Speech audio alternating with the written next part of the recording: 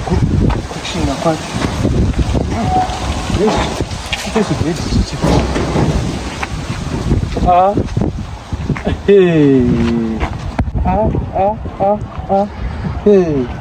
Name munogara ku? Zvaita sei? Ameni ndati munogara ku? Mirai apa kana ndichitaura nemi. Munogara ku? Zvamboita sei? Mondobvunza ndogara kupi pakuita sei? Ameni zvinhu zvamakapfeka izvi makapfekera. Muri kuti chii kwemi madha imi? Mira kana ndichitaura nemi. Ameni ndati zvinhu zvamakapfeka izvi mukupfekera. Zvandakapfeka zvine basa rei nemi? Imamai nini dzokerai kwamapo. Kana muchida zvokufamba munomurainika munotoya nesiketi inosvika. Handimukona mukusvika dhirezi rangu.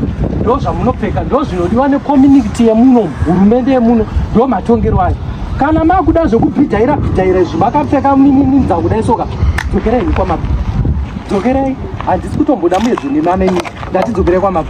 Ezvinoenda zoti foni yamukutwanya iyo mukutwanyirani. Pamukutanyira murume wangu arimo akutokudza kuti akubuda kugadzirira kuenda kuchini. Naimi madha muri kuti chii kwemi? Go back. Endai zvenyu. Kana muchida zvokufamba munomuraidi, pfekai rangu ruoko randakapfekera. Hamunyari masikati machena anaya, basa ranga ratotanga kusati kwambodoka. Usiku unosvika, mama tadza kuumirira. Ndati dzokerai. Ati kana makapfeka mapfekero amakaita, dzokerai kwamabva. Isusu kominiti yemuno inotendera zvatakapfeka. Handimukona ndofunga mungona vakadzi vese even vari murodhi yesa vakapfeka izvi. Imi mumega mbune imbwa yakwira mubhazi yega kuti mbune ndo yakapfeka izvi. Dzokere zvini kwamabva. So imimi you are saying kuti I should dress the way you are dressing kuti ndifadze ani? Mufadze community. Even kana shoko ramwari rinoti shongedza muviri wako. Hausi kufadza tikufadza denga. Inini murume wangu atondisiya ndichibuda ndakadai sokuroti is comfortable with it. Imimi mwakundimisa from nowhere kunditi ndimire. Zvemurume wenyu zvaakudze izvozvo muudze kuti iwe unozvitendera izvi ndezvebedroom vamenyu muri vaviri. Noti pa-outside. Handiterere vanhu vandisingazivi. Dzokerai hedu amai. Amai dzokerai kwamabva. Kwamabva.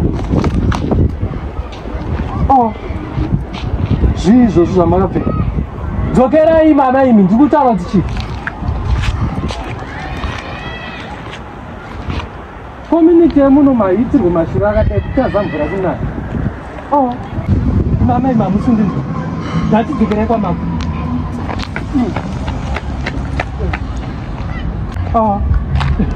Kuchineko kwandichatoenda. Nekutoti baba Rudo anogona riri girlfriend yavo. Vakajetwa. Manje nhasi kana vachimbataura kuswera naye vanoswera nevi. Handiti nemanyungunyungu akadaro. Handiti baba Rudo.